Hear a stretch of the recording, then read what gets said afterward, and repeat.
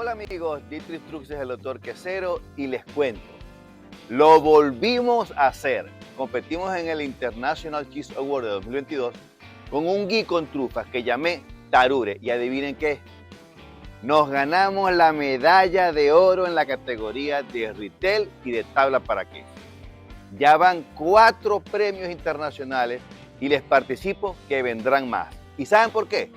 Porque de la forma que nosotros enseñamos a hacer queso, no es para que aprendan a hacer queso, eso lo enseña cualquiera.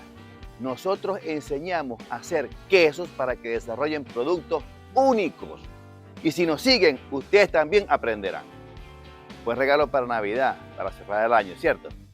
Bueno, les deseo una feliz Navidad y un próspero año nuevo lleno de salud, felicidad, que es lo más importante. Y recuerden que todo en la vida es posible. Y si me siguen, estarán a solo un queso de distancia de pasar de donde están actualmente al lugar donde quieren estar. Un abrazo y seguimos en contacto. Cuídense.